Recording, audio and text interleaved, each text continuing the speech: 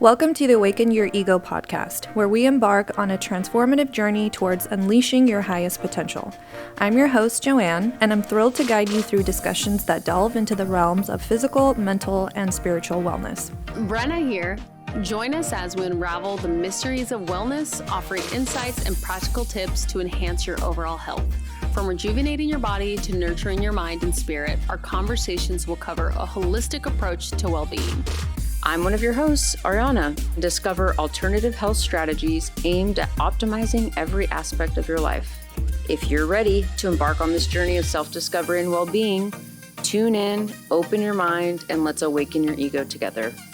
Welcome to a life-changing adventure on the Awaken Your Ego podcast. Go ahead and find what a neutral position feels on this seat.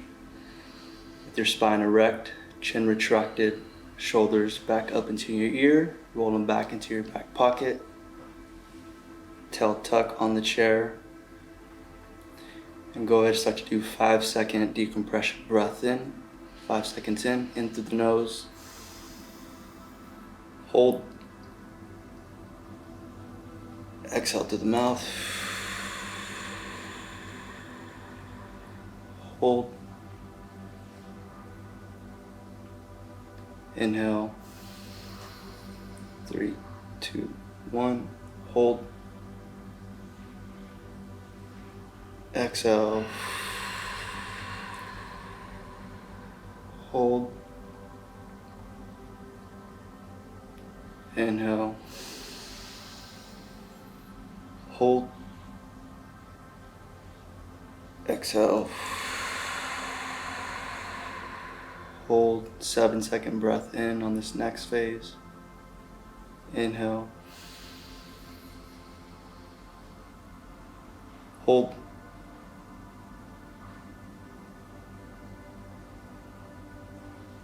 exhale,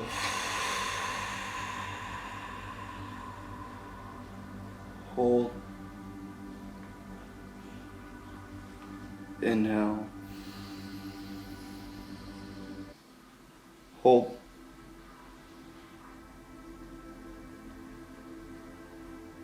exhale, hold. On these next 2 breaths, we're going to do sweeping sighs. We're going to do a full inhalation. All the way in. And you're going to let it out with a sigh. Releasing all the tension, all the nerves, the butterflies. This next inhale, we're going to start breathing in positivity and good energy. Start breathing in. And let it go with the sigh. Start to bring the energy and focus in the room.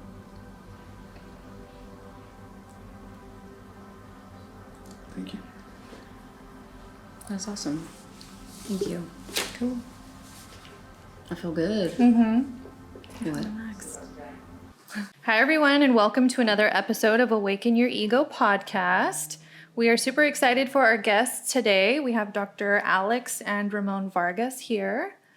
Welcome. Hello. Pleasure to be here. So Ariana's just going to give a quick bio so that you guys get an idea of who they are. Dr. Alex and Ramon Vargas are 2 proud Latino chiropractors native to the Central Valley. They grew up in Turlock, California, and both are Stand State alumni. They earned their doctorate in chiropractic care, and they now are passionate about providing quality and intentional, holistic health and wellness services in their hometown. Their passion for health and wellness inspired them to open up their facility, Mas Vida Chiropractic. Their mission is to heal the Central Valley by providing a space where people can be seen, heard, and cared for along their journey through educational and ceremonial sessions, such as movement classes, breathwork, cacao ceremonies, facilitation of men's work, and retreats. So welcome, you guys. Thanks for coming. Yeah. Thank you. It's Thank an you honor. for that intro. That was fire. Yeah.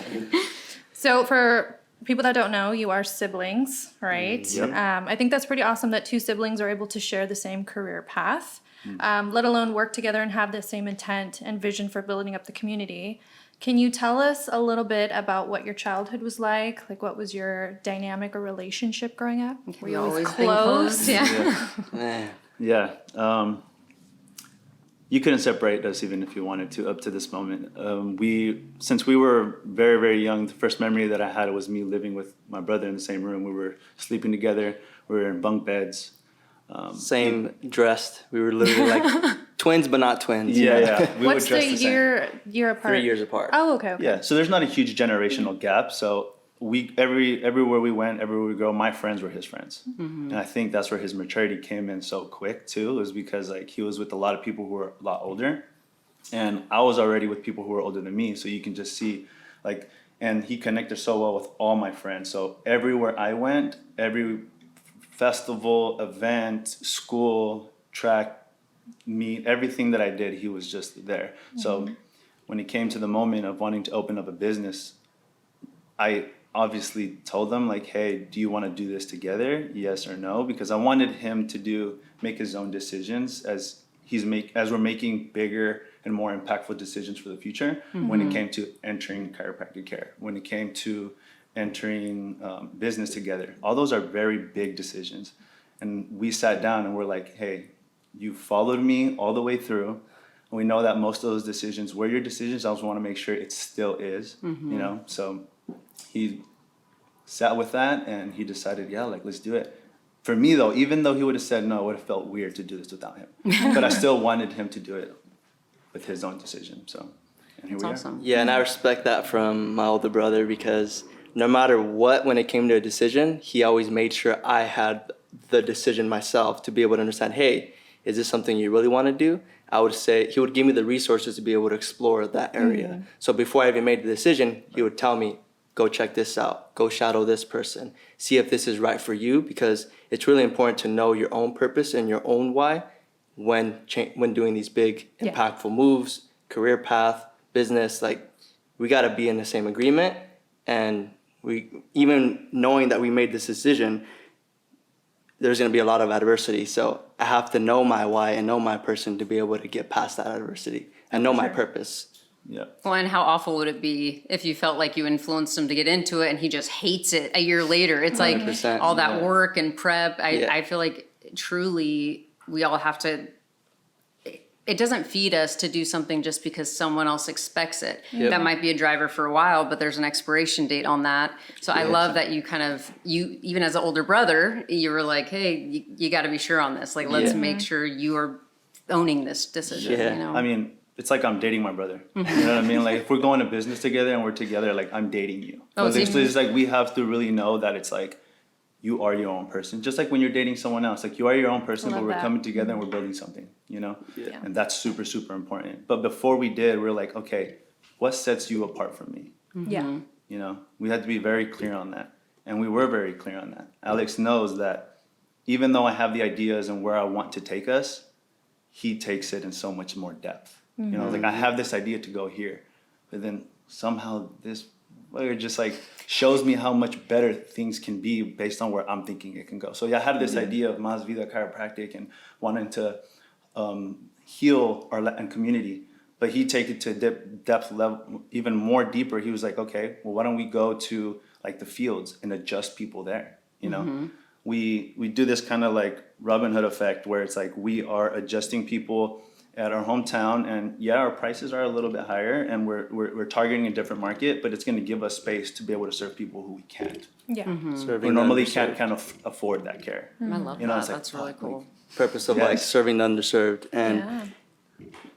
if you were to ask my brother what he has done, I probably had done it too. Yeah. But exactly that, like, we've understood our dynamic very well. I trust my brother to lead us in the right direction, and I trust myself to go really in depth with the direction that we're going with. So an example being, if it wasn't for him going in high school and doing track, I probably wouldn't have done track. But when I was in track, I won a state. And when it came to college, we'll talk about that. I didn't have much success there. It was an identity crisis, but I appreciate that moment because it was the art of rediscovering myself and my true identity. And then when it came to making a decision for chiropractic school, I understood the assignment and I was like, okay, what is my brother doing? Let me see how in depth I can take it. So luckily, like, I'm blessed to say that I got the presidential award when I graduated. That's like the biggest award you can get in school. And then when it came to being in Delta Sigma Chi, an organization that we were a part of, it's a professional chiropractic organization, he was in there, but then I became the president of that organization. So that's how we've understood each other. I've trusted him to say, okay, at the end of it, I trust you to take us in the direction that we're going to go, because he has. He's met the mentor, which we are now partners with, and we're super grateful for that. He's met the men in Delta Sigma Chi, which has led us to do this type of work that we're going to discuss today, men's work. If it wasn't for that, we probably wouldn't be talking about this today. So that's where we run, and that's how our business is run. So I love that. Nice, I feel like yeah. it's one thing to find people that can kind of support your dream, right? And like be little worker bees in it. But it's another thing when you surround yourself with people that can take your idea and talk it out and make it even bigger, you know, make a clearer path. I feel like that's vital, right? And I feel like I vibe with that, because I feel like for me, I think I'm full of ideas, even with ego or with whatever, but I have like this awesome management team that works with me and like helps me make sure I'm not missing anything. And it's like, oh, we can make this happen.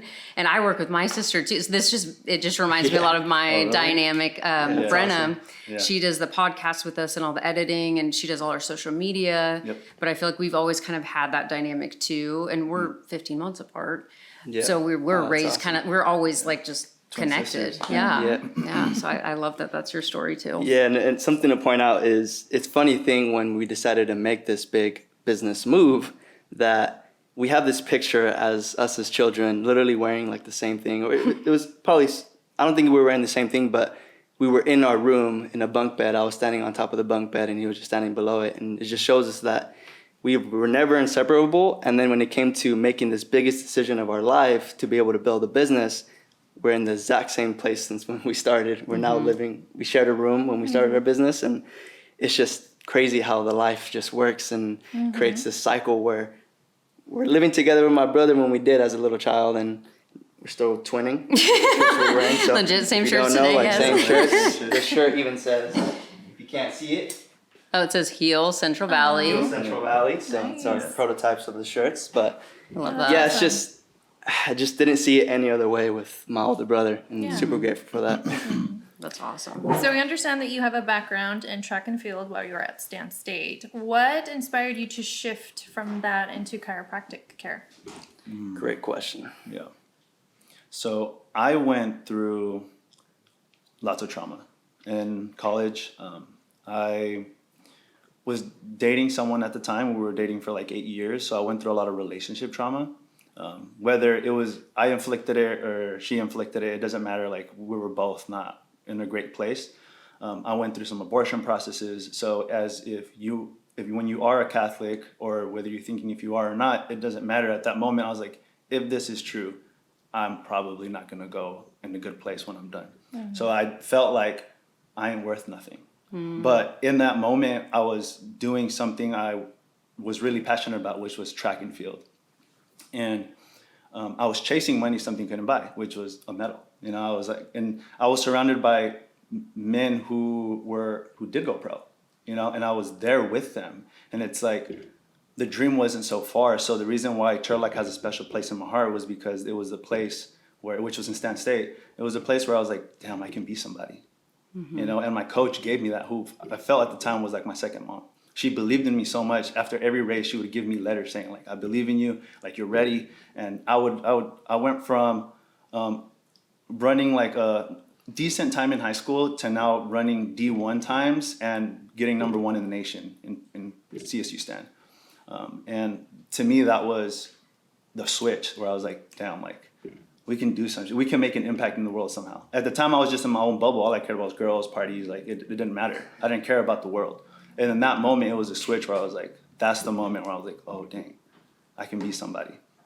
And as I was going that within my relationship, I was doing that while I was doing track. So it was a lot of sleepless nights. I was running 70 miles a week, putting my body through a lot of stress. On top of that relationship, we had a practice one day and I injured myself. I pulled my hamstring. So it was like pretty purple. I like blacked out that day. It was crazy. And I was seeing athletic trainers and things at the time, and it was healing, but it was slow. I was already in my last year. And my coach told me to go see a chiropractor at the time, and I did.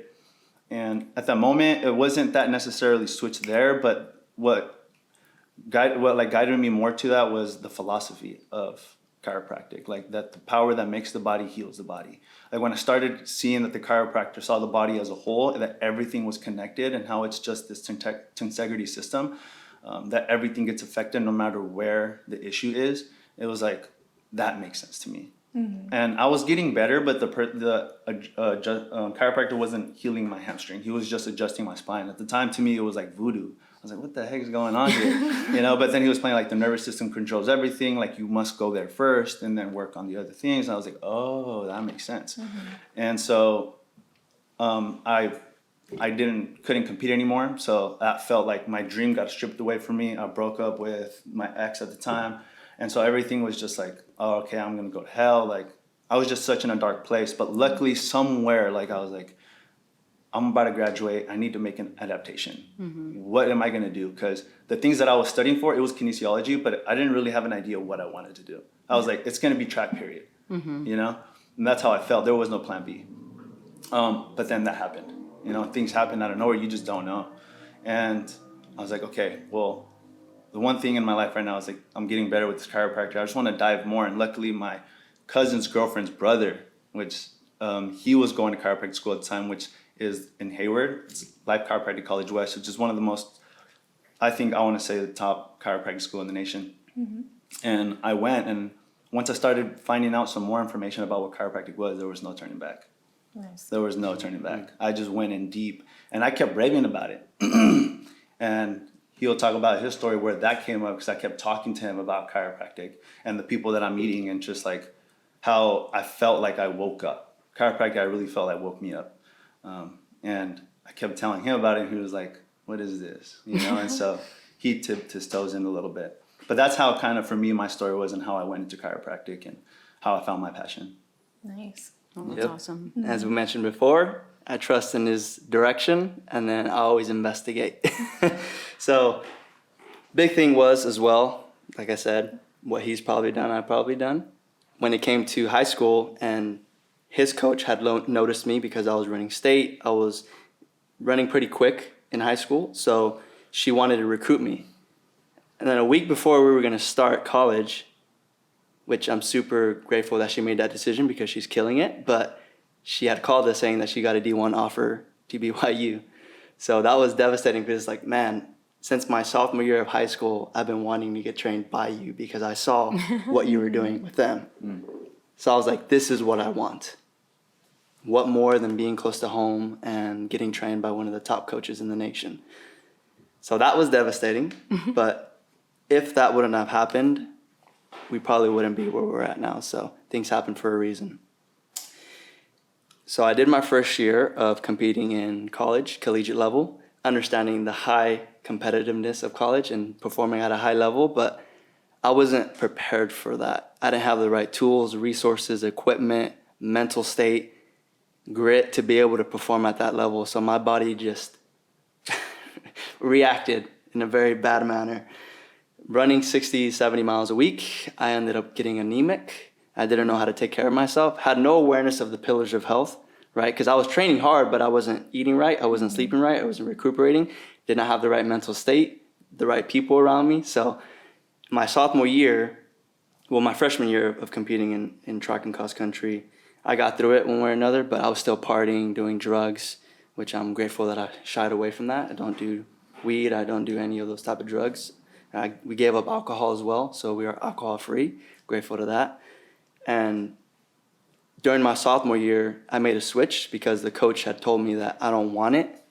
Right? He's like, I see your life, which he saw right through me, which I didn't see. Right? I was like, I do want it, but another person was telling me I don't want it. So I was like, all right, forget this. I'm gonna drop everything. Tell me what I need to do.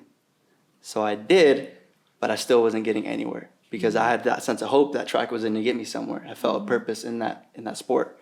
So again, still didn't have awareness of the 4 pillars of health. So I was anemic. I weighed about 115 pounds. I was like 20 pounds under my normal weight. And there was one point in a track workout where I passed out Oh, goodness. And when I went to go get it checked, it was, I'm anemic, I'm sick, I'm mentally sick, physically, emotionally, spiritually, all that. So I had a whole identity crisis. And I acknowledged that. I was like, man, what is going on? So it wasn't until our grandfather, rest in peace, our pillar of the family, he had passed away. And I was still looking at what my brother was doing. I was like investigating, watching them. What is this chiropractic stuff? And he had just joined the organization, Dr. Sigmund Kai.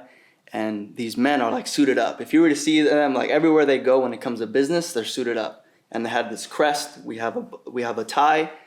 We're just clean, gentlemen, respectful, integrity, driven. They came to the funeral because my brother was going through it. They all came suited up. These 5 gentlemen came to support my brother and our family.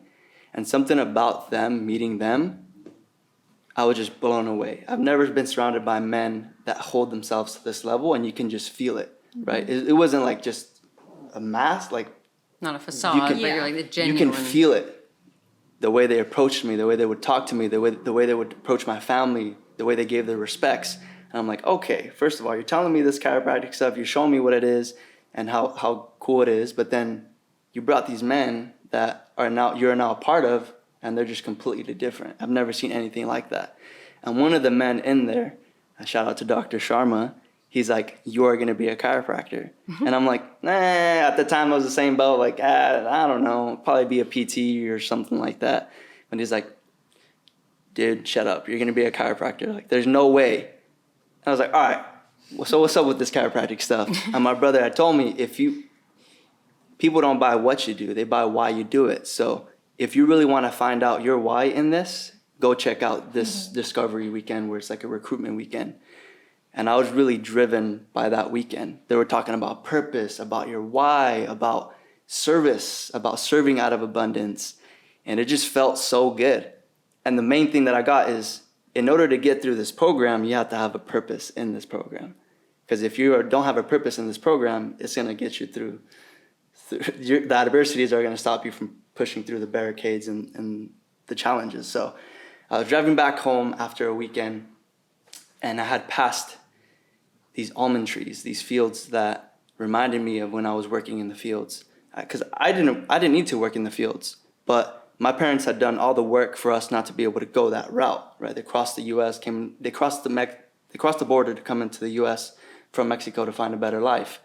But we still had that thought to work in the fields because our uncles would always challenge us, like, oh, you don't know what real work is. Go work in the fields and you'll see what real work is, right? So we did, and I needed extra money, and you were 16 at the time, so it was easier to go in there and just do work. So during that time, I saw what real work was. I was out there dreading my life, like waking up at 4 a.m. every morning with a shovel to be able to clean out organic fields and be able to tie up almond trees.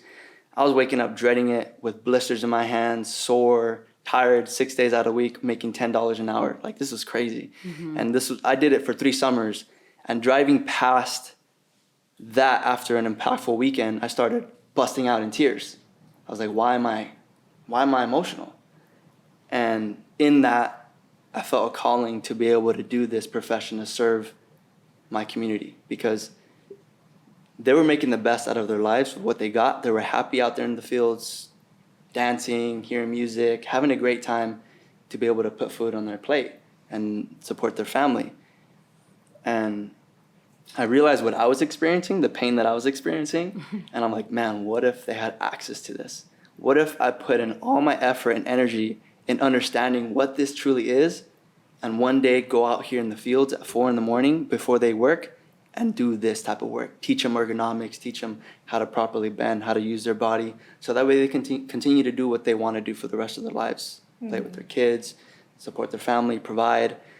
And that was the biggest moment where I said, all right, I'm going to be a chiropractor. So right in that moment, I told my brother, I'm going to do this thing. So that was awesome. my calling to do this type of profession. If you think about chiropractic is, most people don't know this, but it was built on philosophy. So there's philosophers who build chiropractic. So they built this through 33 principles that you can't disprove. So if you agree that these 33 principles are true, then chiropractic must work. right? So if no one's ever picked up a chiropractic textbook, it's just philosophy. And it's one of the best textbooks I've ever read in my life. It's just life. When I say that it woke me up, like it literally woke me up. And something that captivated me a lot was the idea of the big idea, right? The big idea is like when you go and help someone, and this was a philosopher who created chiropractic. He's like, when you go adjust someone, that one adjustment to someone for you might be small, but to them it might be big, right? And if you can impact that one person's life, that person's going to go impact another 5, and then that 5, their community, and that community society, and the society the nation, and that nation the world. It's like just thinking in that sense. It's like how can we ignore that? It's like we have so much empathy for the world. It's hard for me not to see people suffering, and for me not to do nothing, and especially in health. Because to me, I recognized really early that if you're sick, you can't do the things that you love. Or you can't, when you're sick, you're only thinking about yourself. You're not going to think about helping others or be a better participant to society. You're just surviving. You're just surviving. And from that place, our mission is always to make people better participants in society, but they won't be if they're not healthy, right? And so that to us, when we're putting our hands on someone and someone comes into our door, the adjustment starts right away. Even if we haven't put our hands in their body, it's like, how can we just impact this person's life in a way that they can remember this moment and it slingshots them towards progress in some way or another. And I love how there was so many little instances that obviously all had a correlation and impact on you guys personally, and then even where you wanted to go with your career. I feel like the universe is funny like that. It kind of puts all these different things in your way. But I love that you guys had the wherewithal and you were like aware enough to like make sense of it. Because I think I've interacted with a lot of people where they have their blinders on. Nope, I'm just going to stay in this lane. This is what I'm doing, and I'm going to do this till I die. But I think being a student, a forever student, and being willing to learn from situations 100%. And people around you, it's like that's going to help you take you on the path you're meant to be on, not just the one that you're kind of stuck on in the moment. So I think it's a beautiful thing that you guys were self-aware enough to like see things for what they were and be in tune with your feelings enough to be like, no, I want to do this. This feels true. I'm going after it. Right. What would you say separates you from other chiropractics in the same field? I love that question. Go ahead. Yeah, I love that because many people have come in our office and they have this general expectation of what chiropractic is because of the way the older generation chiropractors have done it in our town. So I love that we're this new generation coming out, and it feels good because it's not necessarily saying that the old ways are bad. They have their purpose in place, but we are definitely different in the way we approach chiropractic and the body. And people can notice that right away, or we're just there to change the paradigm. If not, we have already changed it. But we are definitely a holistic approach to health, and what separates us is that we do a comprehensive functional exam the first initial visit. And that's different because we don't adjust the first visit typically. What we do is we do a full 45-minute assessment to understand goals, to understand how you would define success, to be able to create a specific plan that meets your specific needs. We also do a posture, gait, and squat analysis. So we take a picture of your posture, we take a video of your squat, and we also take a video of how you're walking, because those are generally the essential things that we need to be able to move and function throughout our life. And our care is based upon the 3 things, which is we look at how you are feeling, how you are formed, and how you are functioning. And when we look at those 3 things and have objective measures, and when we impact those things, that gives our patients the ability to express Mas Vida, more life. And that's generalized as to why we have Mas Vida as our brand. Because if we're able to impact our people by being empathetic healthcare providers, holistic health providers, and are able to have a comprehensive exam to look at the body as a whole, because what we've noticed is that people are just looking for answers. And many people are not giving them the answers that they may be looking for. And we are not always the only option. There are other providers doing the same thing, or if not similar, but that's how we're different in chiropractic. Not many chiropractors are doing what we're doing. And Ray would touch up a little more on how else we're different, but I just wanted to point out the comprehensive exam that we do. Yep. Which is very, very important, because like we do work on some basic fundamental movements, but people out here trying to do some crazy movements but don't even know how to squat, don't even know how to do a proper gait, so walk properly. People can't even breathe correctly. So we focus on the most basic fundamental things first, and then we build on top of that. But I want to say that the biggest thing that separates us, a couple of things actually. First and foremost, we don't focus on symptoms as much. We're focusing more on how a person is functioning. Because if you're in pain, I can take pain away from you today, but it's the first thing that can come back tomorrow, right? If we're focusing on function, and you're functioning correctly, it's almost hard for you to feel pain, right? So that for us is very, very important. Yes, we'll focus on making sure that you feel good, but let's focus on making sure you function first really well. And the biggest thing is provide hope. If you're coming into my office and you don't believe you can heal, then you'll never take the necessary steps outside of my office to heal. Why would you? Because you would think it's a waste of time. Yeah.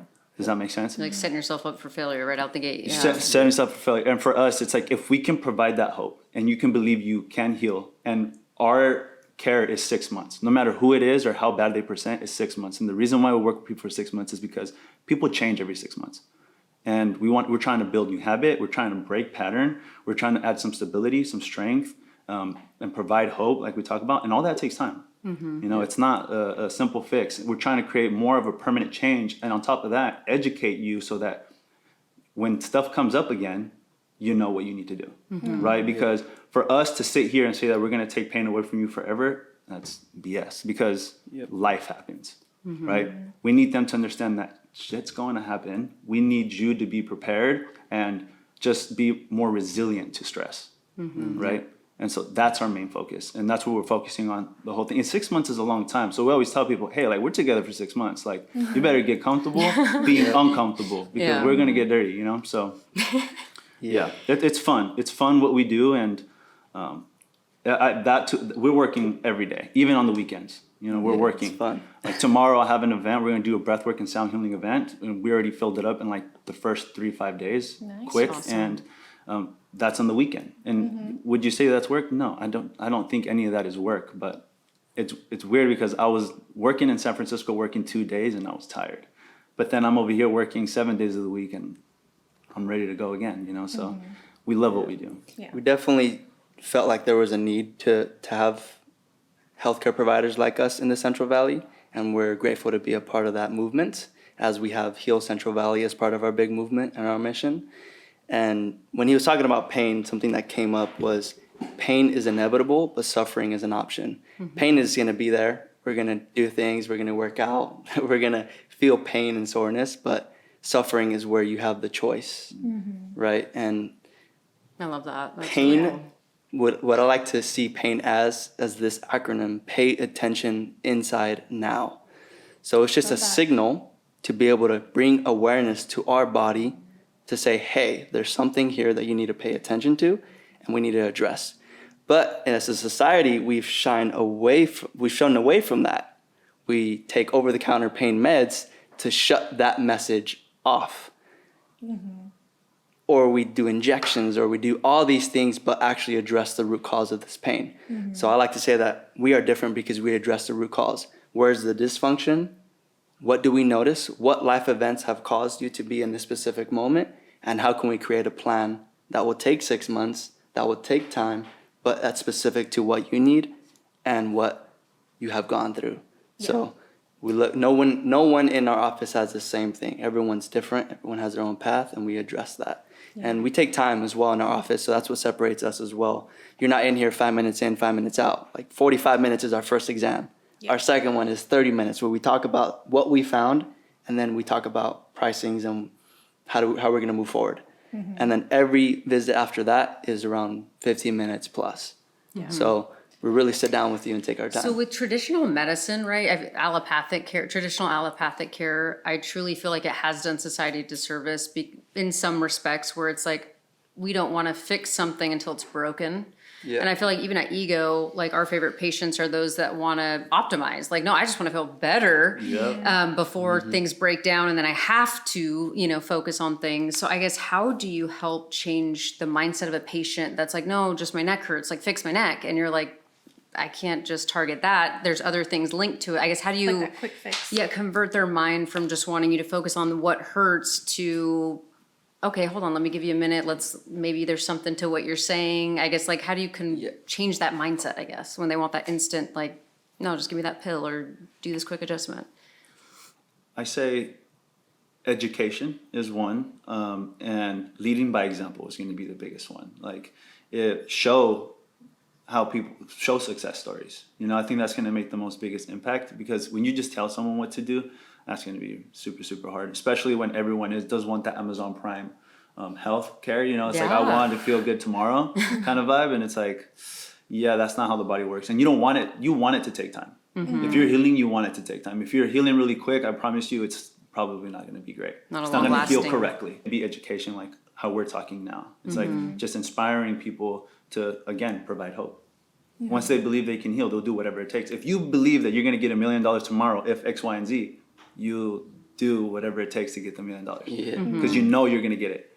If you know you're going to get better, and you know that for a fact, you'll probably do whatever it takes if you're really tired of feeling the way you do. Right? 100%. And it's limiting you to do the things that you love. For us, another thing is we focus on people's why. Even though people are giving us the whole 45-minute deep dive into their history of this is what's going on in my life, and they're like, oh, I've had it for like 8 years, this pain. It's like, well, why now? So that pain is affecting something that is now like really affecting you. So let's say it could be something as I'm 65, I've been paying for 8 years, now I can't even bend down to pick up my grandchild. That's it. It's not even about the pain. You want to pick up your grandchild. Great, let's do that. Let's make that happen. Well, I think especially in Latino community, we are used to that suffering. We think like, no, it's hard and that's just the way it is. Yeah, like 100%. You just got to trudge through it and just push along. Yeah. And it takes something major like that to be like, okay, there has to be something better. And I think that's really good that you guys are providing that educational aspect to it, because like I said, I know from my family, they just get used to the pain. It's just like, oh, throw it in the back seat. Like, I need to work hard and it's just what it is. But until there's something very maybe emotionally that emotional sting, like you said, pick up your grandchild. It's like, no, this isn't my quality of life. Yep. So I think giving them that education to understand, like, no, there is a better way. It's not that hard. And it takes time for your body to have gotten like this. So it's going to take time for your body to heal. 100%. It's like giving them that realistic expectation as, 6 months commitment and we'll get you moving. So I love that you're offering that. Yeah. Well, like you said about the suffering, I feel like even like I grew up very religious, and it was like they always preach this concept of enduring to the end. I'm like, that sounds freaking crazy. Endure. I just have to endure. I have to hang on and hold. But it's like, what if it was easy? What if I could find enjoyment? What if it wasn't, I guess maybe I just view the word endure as like suffering, It's like, what if I could just enjoy until the end? It's like changing people's mindset. It's like, don't be numb to your own body and think, oh, this is just how I have to live forever. It's maybe we can change things. What if it was possible? It could feel easy. Yes. And what if there's hope? What if there is one hope of the quotes that really changed the movement, it moved me, was that there's an equivalent seed of success in every adversity you are going through. So it's all about perspective shift. It's all about how you're viewing it. It's about your community, the people you surround yourself with, and just understanding that there is no failure. There's only temporary defeat. If you have that perspective shift, then you'll get through a lot of things, And I love that. And one of the things that I want to bring back as well is like, you mentioned like, oh, they have this neck pain and they want to get it away. That the neck pain might not be the area that might be the issue. Recent science, which now we use in our office, is that the body isn't isolated. We tend to view anatomy as isolated muscle groups, which has helped us understand their action, their insertion and origin, and what their function is. But what science has now proven is that there's a fascial system that connects different chains and muscles into doing what we need to do, which is play sports, move, jump, sprint. So they're showing chains of fascia that are connected from like the bottom of our, for example, bottom of our calcaneus up to our calf, hamstring, up into our back, QL, rectus spinalis, up into our occiput, that are all connected in this fascial system, or crisscross patterns that give us this motion. So sometimes when we're feeling pain in the neck, it might be due to different areas of our body, because we understand that there's no isolation in our body. It's all connected. So we view the body as a whole and as this integrity system, which is why we tell them education again, like where you might be feeling this, and we have a book and we have diagrams that we show them, like this is why we work on this. This is why we're working above the body or below the body from where you feel the pain, because where you might be feeling the pain might not be the root cause or the issue. So I wanted to bring that back. No, yeah, that, for Yeah, sure. I'm learning about that. My neck pain is linked to my hip and lower back. Yeah, and the So book I is called Anatomy Trains, if someone wants to, your viewers want to look at it. And you can look at them on Google and see the chains and the train track patterns that they're coming out with. Oh, that's awesome. No, that's Looking to boost your energy and vitality? Try liposomal NAD from Eco Beauty and Wellness. With liposomal technology for optimal absorption, experience enhanced energy and cellular rejuvenation. Liposomal NAD, available at Ego Beauty and Wellness. Discover your vitality today. Visit www.egodefine.com to learn more and purchase.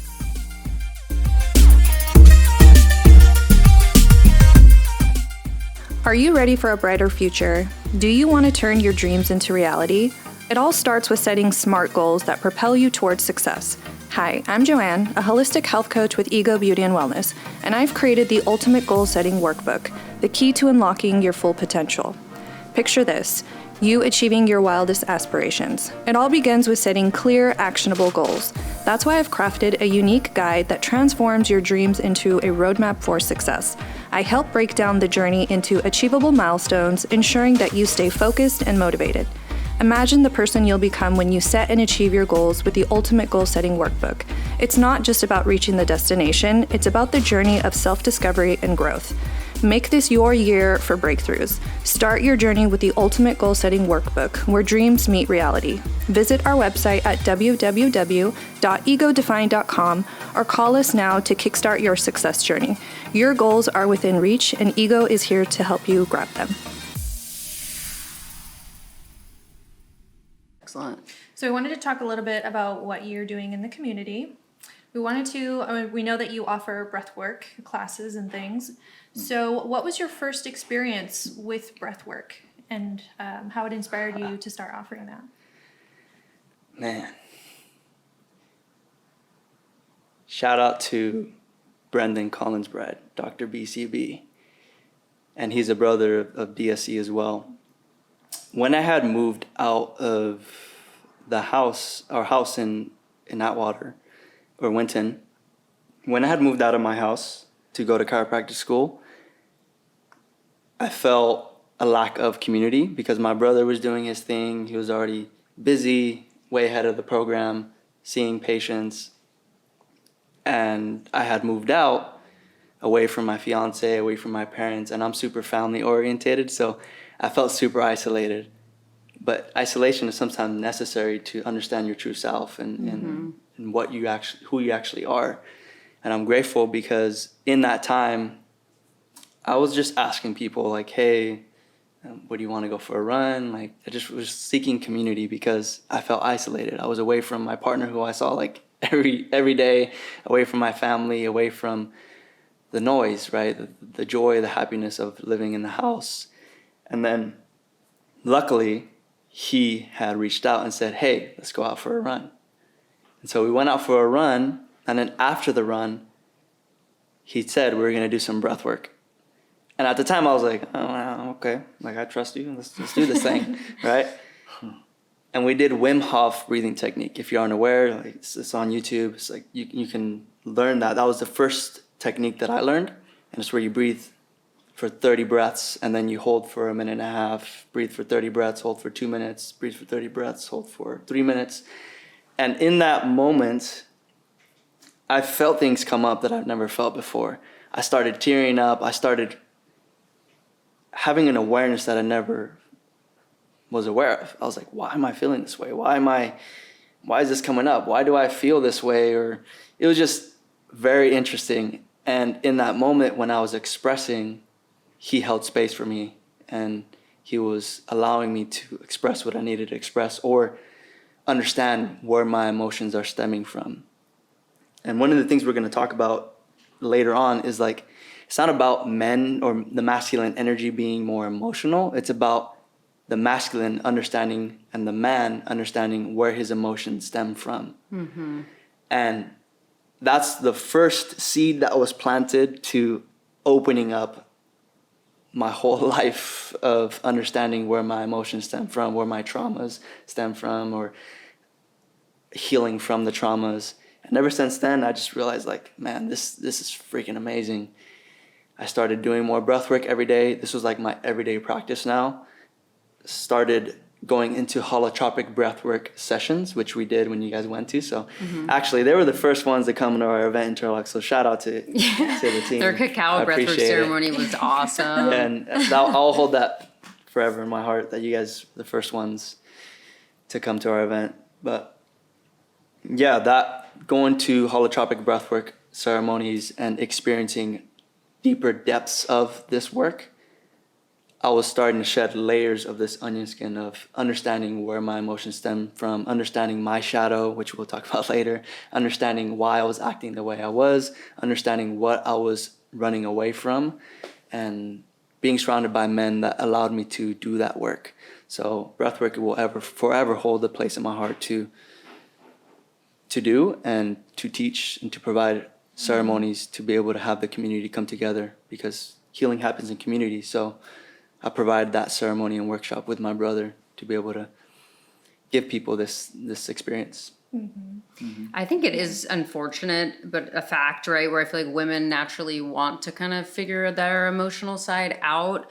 I guess, how do you kind of get through or educate men that are just very like apprehensive at first, because they're like, whoa, emotion, scary. Like, I haven't been allowed to express this before. Like, I guess, how do you break down that barrier so they can embrace the process? Yeah. So like my little brother said, it's not about making men more emotional. That's technically not what we want to do. We just want them to understand the emotions, right? Because, then we talk about, well, how do we do that, right? And this is where we start talking about personal development, right?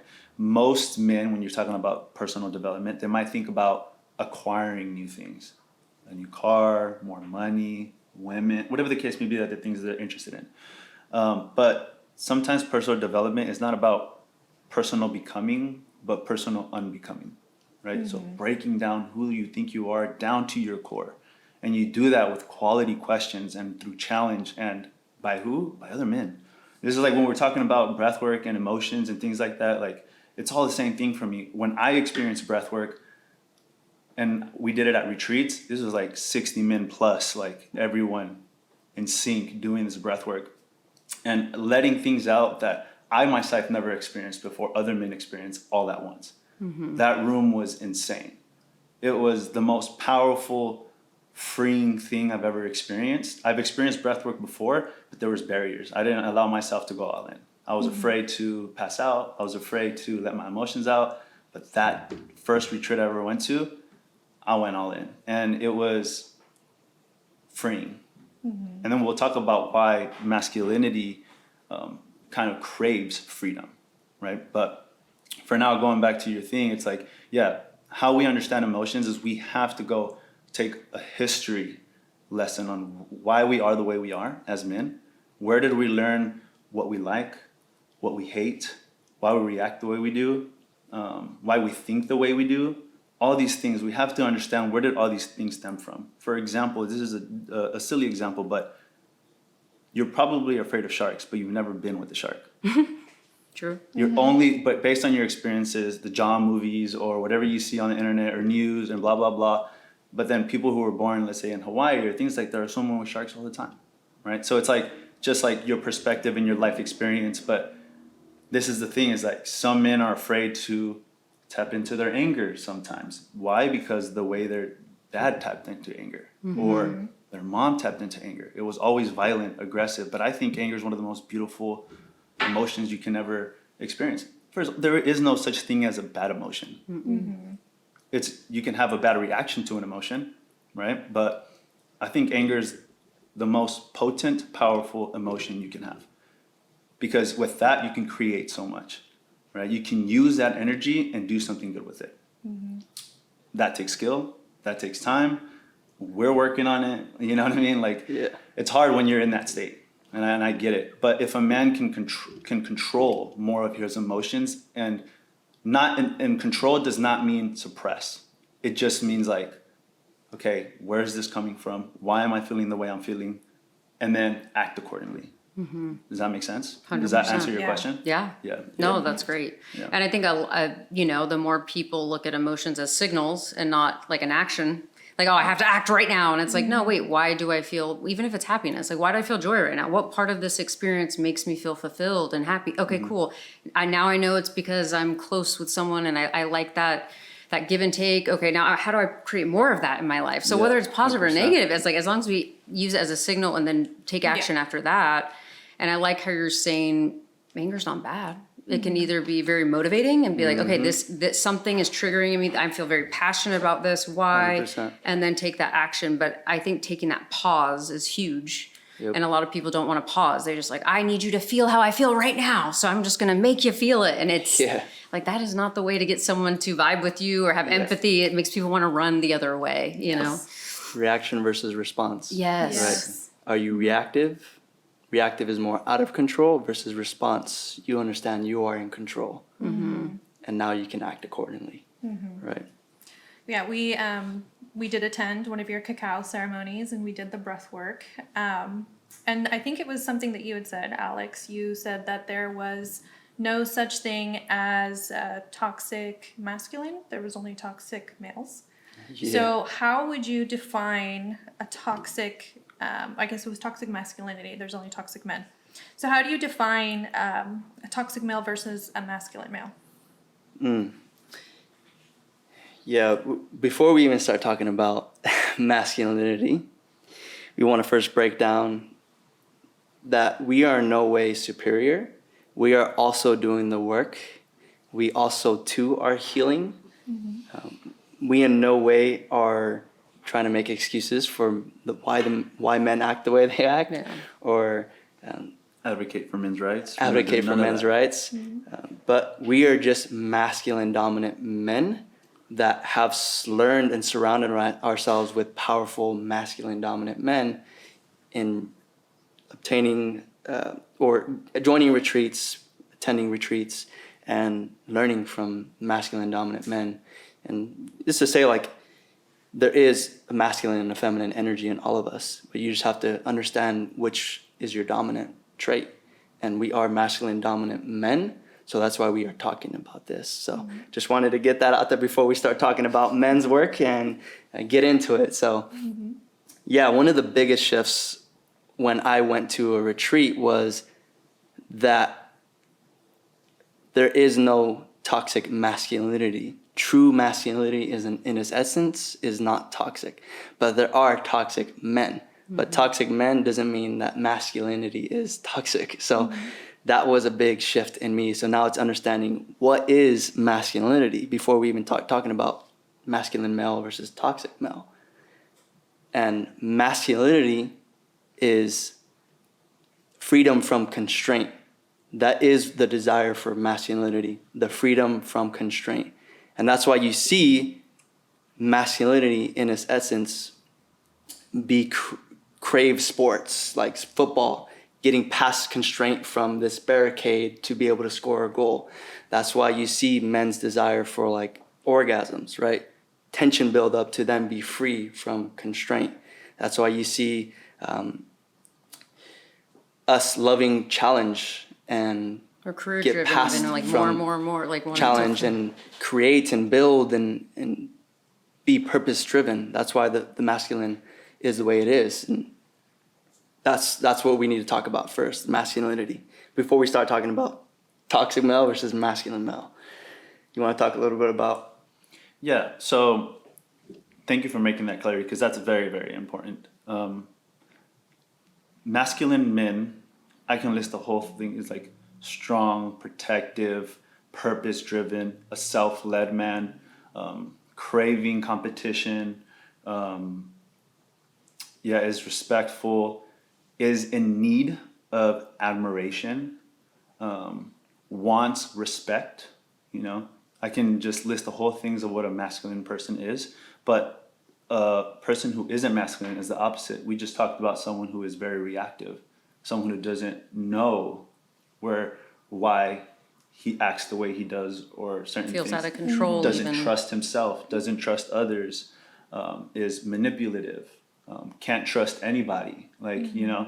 These are all traits of it. But that's okay. This person just hasn't been taught how to heal those wounds. So either, and this is what we talk about, that before we start doing this, like, men have to understand that there is pain that's holding you from being this higher version of yourself. Mm-hmm. Either you got pain caused on you, or you're causing pain on other people. Mm-hmm. And all that together is what's holding you back and thinking that you're not worthy, you are not capable. You shouldn't trust yourself. Shouldn't trust others, et cetera, et cetera. But where are you getting that from, right? Mm-hmm.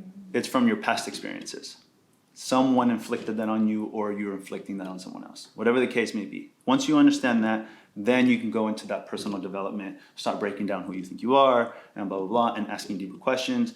And the biggest thing is doing it with a group of men who will see past your BS and will just call you out as it is, And I think that's what made the most impact on us, is going to these retreats, going to men's circles, going to things like that, and being challenged in that way. And something I want to touch up on is, it's kind of like, you guys are ego wellness. Talk about ego death. You guys know what ego death is, right? So ego death is like having the sense of like free of worry about what people think, stress free, like life is just great. You're not worried about self or how you're presenting. Finances, the facade or flexing or whatever. You're just being, the masculine is craving that, right? Because we're working so hard, like masculine men work so hard to create this freedom in their life. Freedom from responsibilities, freedom from financial responsibilities, things like that. Like, I just want to have enough money so I don't have to worry about it. I want to have so much things so my family doesn't have to worry or stress about it, Mm-hmm. So it's like we're trying to get to this ego death place, but that's the scariest place for masculine men as well. Mm-hmm. It's like a catch-22. Like, men don't want to always be there because they're afraid of a stress-free world, right? So they're always competition here, and then another competition, sports. They find it everywhere. They do this. That's why porn is so popular in men, because tension, release, tension, release. But it's never like instant dopamine hit. It's like, this is happy for a moment. Cool. Yeah, it's never this like, I'm just content. Mm-hmm. Why do you have to keep craving that every single time? It's like that ego death that we're talking about. It's like getting as close to that as possible, without really being stress free, because that's not real in real life, right? But that's essentially where the masculine is trying to go, and the feminine is just trying to crave love and to be loved. Mm-hmm. That's why it's so beautiful if a woman can just create a space where a man can be free, and whatever that may mean for the relationship, or a man can create a space where a woman can love. That's just beautiful. And not just women, I mean like masculine person and a feminine person. We're talking about energies. Because there can be a masculine woman and there can be a feminine man. But if you're understanding energy and you're talking about that, it's like, how can that masculine man provide a safe, protective space where the woman can love? Mm-hmm. How can the woman create a space where the man comes from a stressed environment to like that release, that place of peace. Mm-hmm. For sure. That's the beautiful combination that we're trying to eventually get to, but people don't know how to do that, and that's why there's so many bumping heads, because now there's two either trying to be feminine, two trying to be masculine in the relationship, and it's just not gonna work. You have to play the dance. Mm-hmm. Yeah. Right. So describing the toxic male, it's someone who numbs, someone who cheats, someone who hurts, someone who is afraid of going to the depths of their true self. It's the opposite of what describes a masculine man, which would be purpose-driven, knows their direction, protects, is dangerous but not a danger. A toxic male is a danger. Like he's a danger to society. But a masculine male builds, creates, and has a space for that, to be able to have this dance of understanding what your role is. And if you have a more feminine dominant female, it's like, okay, understanding that you need to create a space for her to feel loved and to love. So that's how we would describe a masculine male versus a toxic male. But understanding what masculinity is in its essence is the first step. I like that. Yeah. Well, and it's like we all innately have desires, right? You spoke on that, right? I feel like women, even if you go back to caveman days, right? Like men are out hunting, providing, like they're doing that. Well, they know their wife's at home, cooking, nurturing the children, you know, where I feel like we all have to also realize like that's like our wiring, like as humans, like you naturally kind of want to fulfill that role, even knowing it or not knowing it. So it's like being in tune with what desires you have to feel content, fulfilled, and like being willing, male or female, right, to dive in and be like, why am I doing what I'm doing? Because I think I'm supposed to, or is it because this feeds me and it's authentic and this feels good to me? Yes. But then at the same time, it's like even in a relationship, being able to look at your strong points. Like you guys said, even going into business together as brothers, you both have different skills that you bring to the table. And together you build this beautiful thing.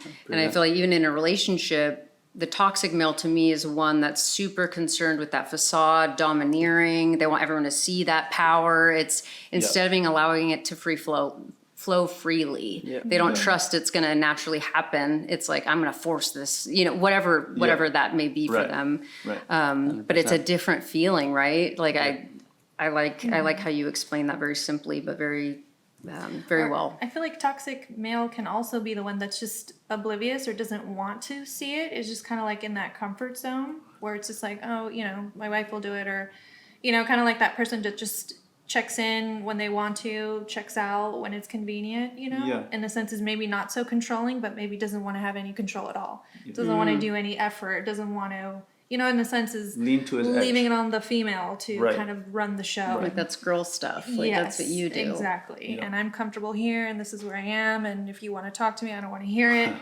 You know, I'm tuning you out kind of thing. Yeah, very common. Very common. In your opinion, why do you think some men struggle with finding their true masculinity, or maybe their self-identity or sense of purpose? Yeah, I love that question. It's my favorite one, and more than likely it's the way we've been taught, right? We've been taught by society, we've been taught by our father, we've been taught by different men around us, and especially being a Latino and Hispanic, the way we grew up is like, this happened, like, no pasa nada, or Take a shot. Take a shot, you know, like, don't worry about it, don't, or if you were to express or talk about it, it would make you, sorry for my words, but like a pussy or weak, right? But that's not the case. And we've been taught to rinse it down, to stuff it down, to numb it out, to go grab a bottle or a beer, rinse and repeat.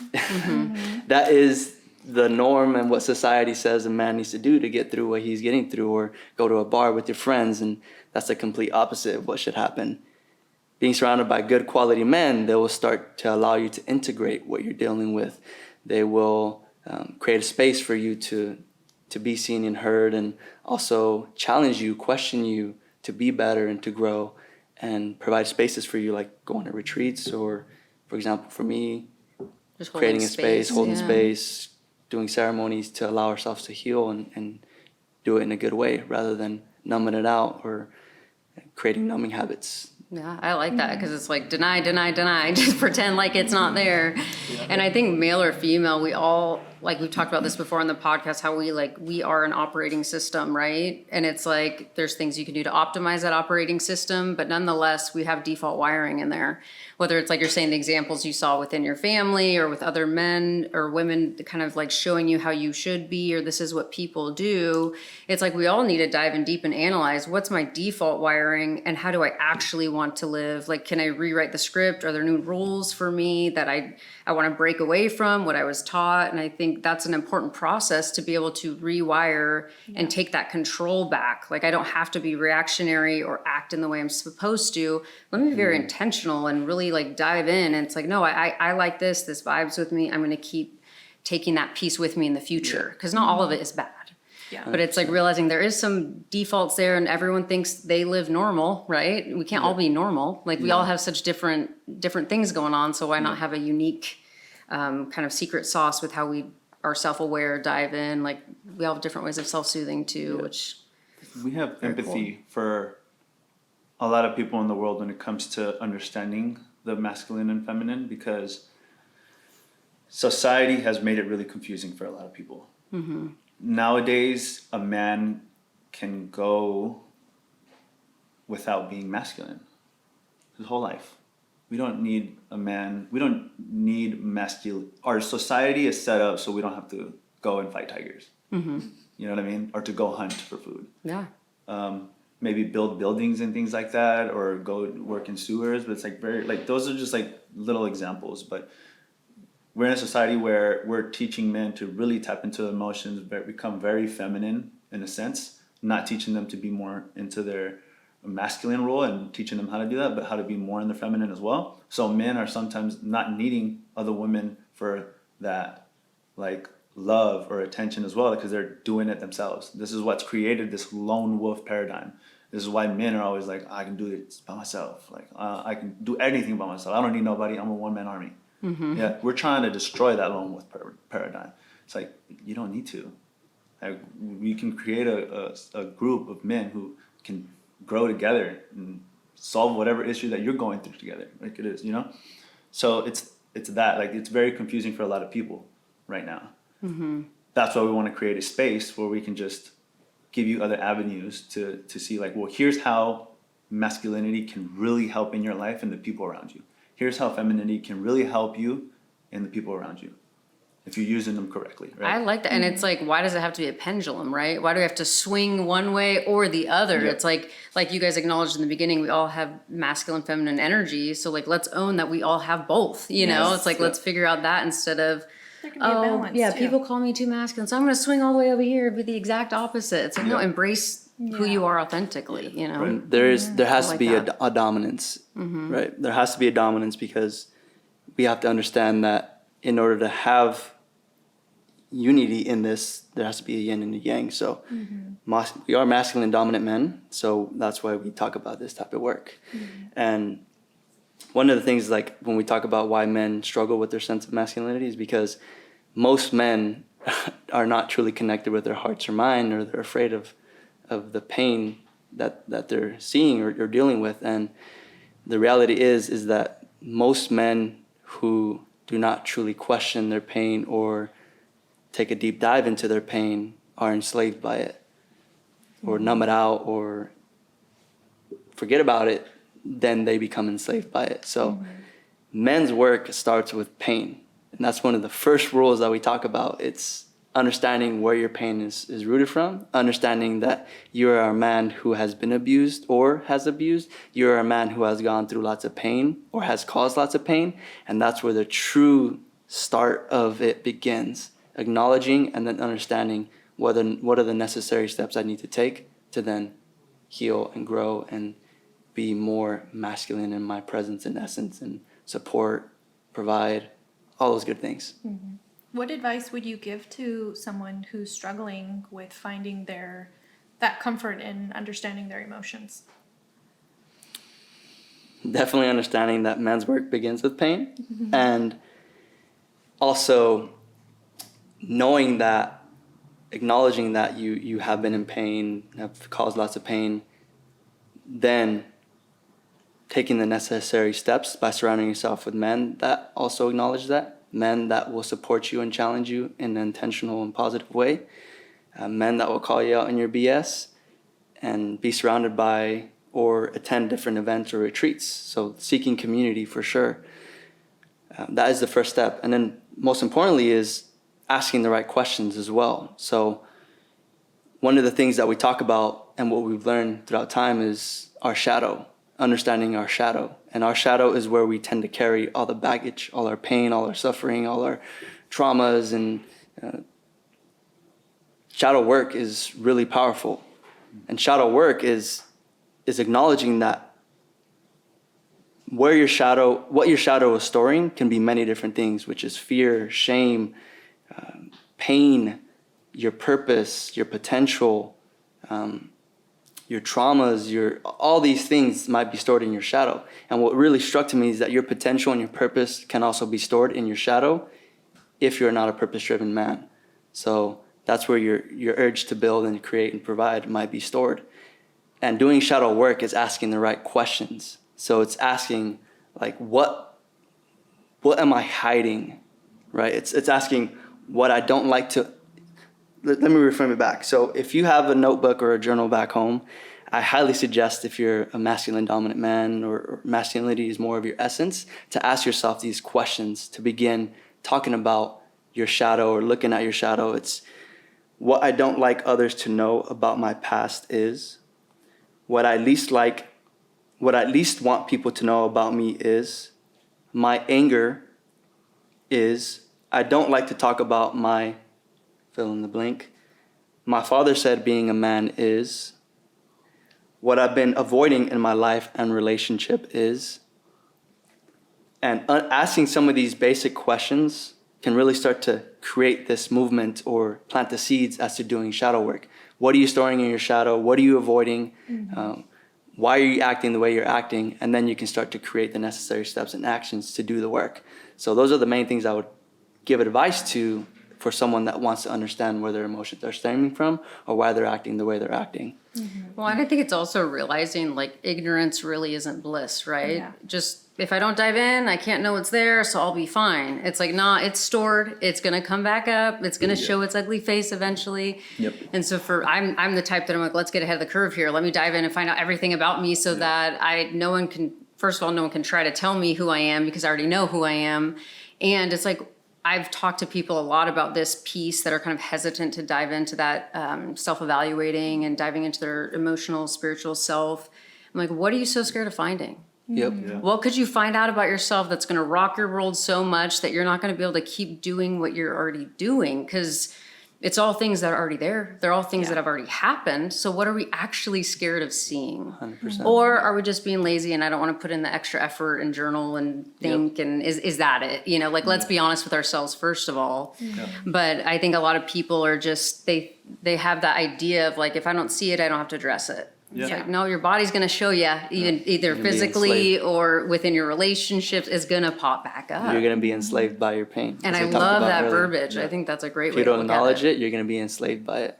So I think shadow is a great name for it too. It literally means lack of illumination. So you're not bringing it up to where you can see it. And people go through so much stuff that we can't even fathom, you know. And the line of work that we do, the people that are coming into our office and the things that they say sometimes, I'm so grateful that people feel safe to be able to even talk about that, and then let alone say, like, I haven't talked to anyone about this. It's like, holy shit.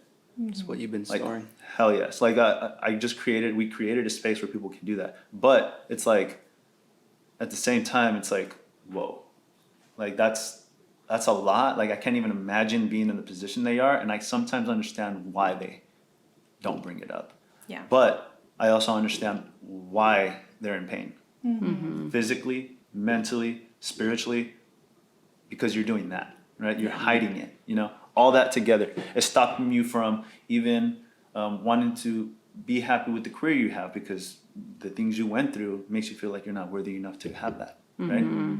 But it's like, you have to understand that maybe most of that stuff was out of your control, or at the time you just weren't capable of understanding. You couldn't fight that at the time. And it's like, when you go from that space and you understand that why that happened, now you can build from that place. That's what we talk about personal development. You go back, you break down everything down to your core, to nothing. Like, I'm just me. these things just happened to me.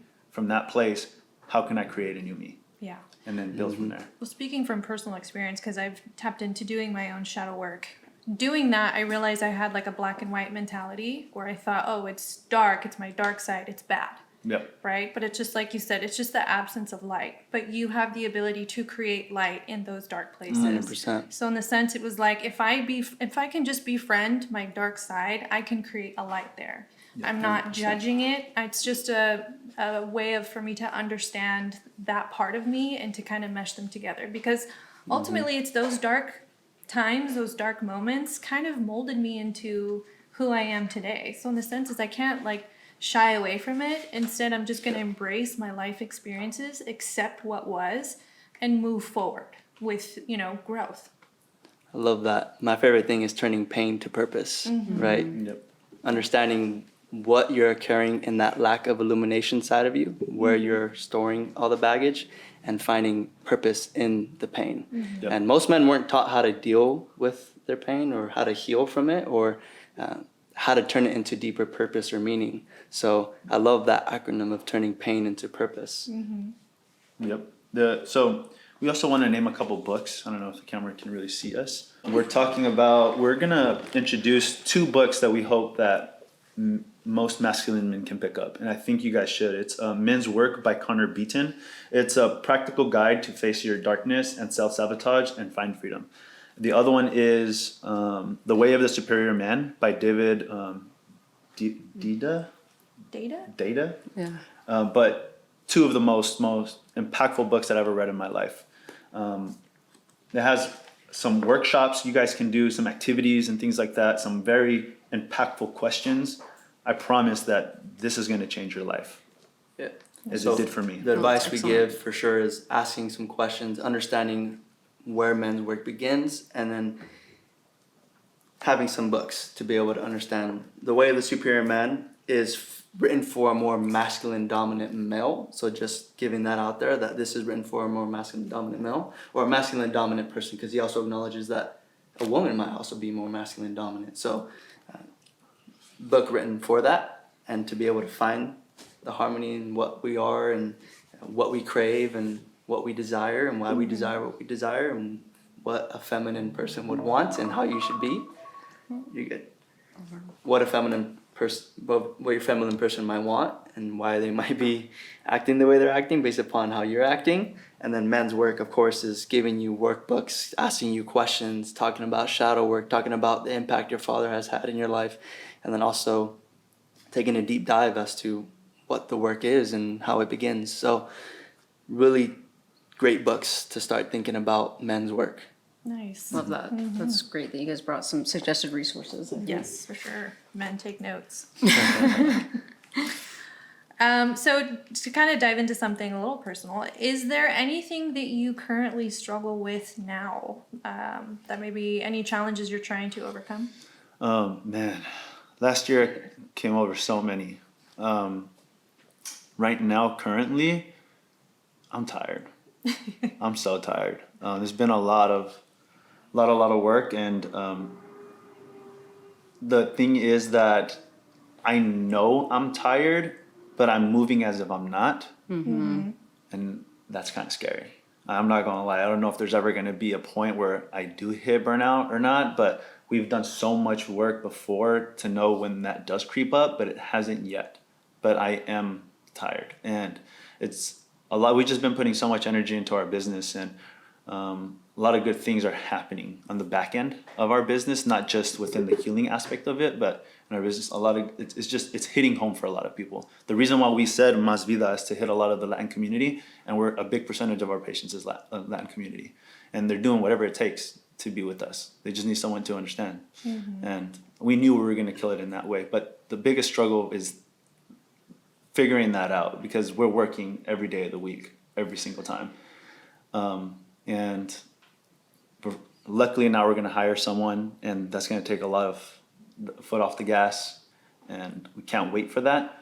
But for now, that's finally, I hate the word balance, because I don't think that's a real thing in life. It's a target you can never hit. It's a target you can never hit, but I get the idea behind it. But it's mostly just figuring out what is homeostasis for me in the moment, because it's my first time owning a business. And it makes it easier that I have two very high integrity men, purpose-driven men.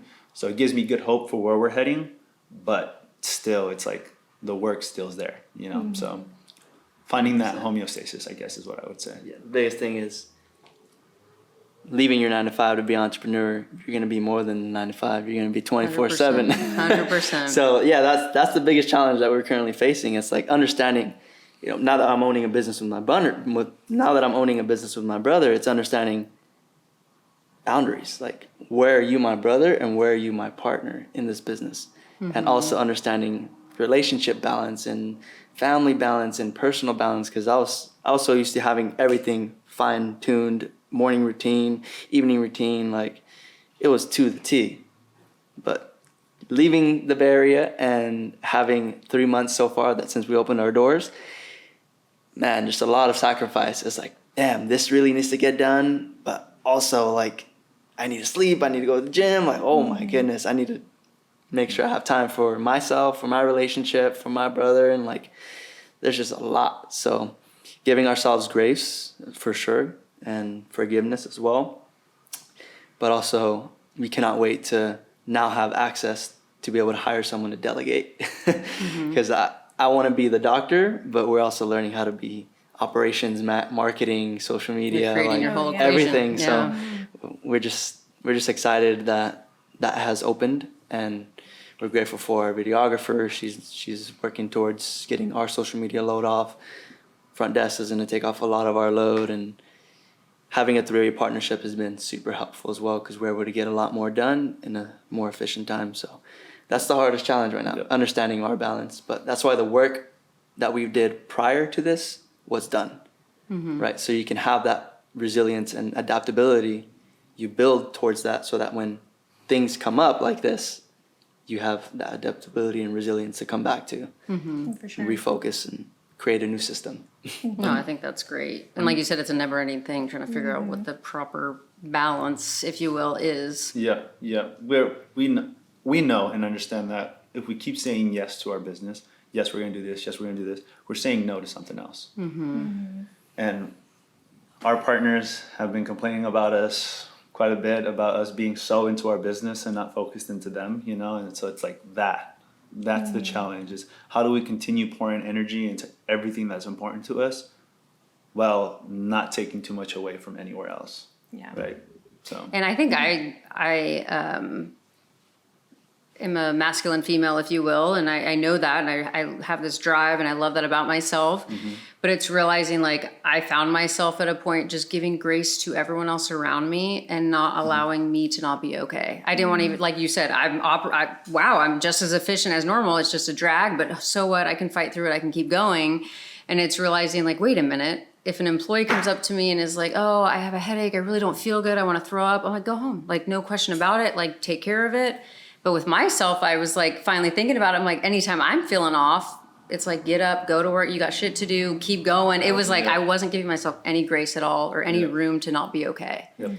And so it's like when you feel like you have to uphold and be a pillar and be that strong one for everyone around you, it can get exhausting if you're not being honest with yourself. So I love that you guys are already aware of that, even at this early stage in your business.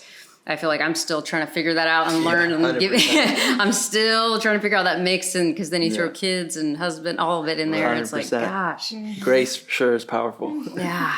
Yeah. Is there any advice you guys would give to your younger selves? Hell yeah. First of all, the quality of your relationships equals the quality of your life. That's the thing I would tell my younger self. If I knew that at a very young age, I would move very differently. Because if I think about that very deeply, to me, no matter what I would go through in life, whether it's good or bad, they were going to be there to celebrate or lift me up when I'm down. And once you have this feeling that no matter what, you're going to be okay, joy can kick in, right? Because it's like, no matter what happens, you're good. It's hard for you not to feel this sad depression, whatever it is that would hold you back from being this person. So if you just build quality relationships where there is a good value exchange everywhere, you're set. I like that. Yeah. I would tell my younger self that healing happens in community. You don't have to carry what you carry by yourself and be in isolation and hold that baggage. Understanding that healing happens in community is huge, and I wish I would have known that. I could have taken the necessary steps to surround myself with the right people, the right men, to be able to acknowledge what I've been carrying. And yeah, there was this powerful moment in a retreat that my brother actually facilitated. He facilitates Men Need Men. Shout out to that retreat. Where we had an exercise of writing a letter to your younger self. And in that exercise, reading it out loud with the group of men. So you get to see what we would all tell our younger selves. And then having a ritual where you would burn it, of like acknowledging that it's you now have released, you let go. Now it's time to continue to do the work, and you're in a safe space to do so. So that was huge. Yeah, that retreat was huge. Yeah. For those who don't know, I do retreats. So, and that's what we're bringing to the Central Valley. We want to bring retreats, men's circles, everything for just men to have access to, that would empower men to just lean into their edge, to just be better men, all around. You're going to help me. I'm going to help you. I'm not superior, just like Alex said in the beginning of this podcast. It's just supporting each other. That's it. For any men interested in attending your retreats, where could they find more information? I'm currently working, so we're building Men Need Men. That's our brand. We're currently working on it. The podcast, we have a couple episodes, but we haven't released any of them yet. We have an Instagram, Men Need Men. Right now, you can go into Dr. Brendan Collins Bride on Instagram or Dr. Ray Vargas. Those are where you can DM us and things like that. Me and Alex are going to start hosting some stuff in Central Valley. So Mas Vida Chiropractic is going to be hosting some stuff in our clinic, and we're going to be hosting some retreats around the area. So just I'll work my up to be a part of that. Yeah. It was Dr. BCB and Dr. Ray who created Men Need Men, and I hope to be a facilitator, which I will be a facilitator in the Central Valley, but we're going to create events for sure where we're going to have different activities, health care facilitators that we're not the only ones leading it. They can come in, give lessons, give talks, or share their facility for us to be in and engulf in. Right. So they can at least follow on Mas Vida and stay tuned. Mas Vida Chiropractic. Yep. Instagram, you can follow our doctor page, Dr. Alex Vargas, and then Dr. Ray Vargas. And then be on the lookout for men's groups and retreats. And I love the retreats that we do because we do 3 months of training prior to actually getting together in that weekend. So we do the work, we have masterminds, we have different things that we challenge ourselves with. Reading books. And read books, and we do the work, and then we come together acknowledging where we might have had a challenge, and then flourish that weekend, golf in that weekend to be able to heal and grow as men. That's Love awesome. that, yeah, it's needed for sure. Well, thank you so much for joining us. This was an Yeah. awesome episode. Thank you for Lots having of good us. information. Yeah. Definitely some topics. And this was just, we're so passionate about this. So we could talk all day about this. So, but thank you guys for putting us on your show. It means a lot to us and the fact that you guys felt this was important meant the world to us. So thank you. Shout out to Eagle Wellness. Yeah. Yeah. Some powerful woman that we truly hold in our hearts for coming to our first event and inviting us to this podcast. So honored and privileged. Thank you so much. Yeah, that's awesome. Thank you. Thank you for joining us on another enlightening episode of the Awaken Your Ego podcast. We hope our discussions have inspired you to explore new dimensions of health and wellness. If you enjoyed today's episode, don't forget to subscribe, rate, and leave a review. Your feedback fuels our mission to empower individuals on their path to optimal well-being. Stay tuned for more insightful conversations, and until next time, may you continue to awaken your ego and embrace the extraordinary potential within. Take care, be well, and remember, your journey matters.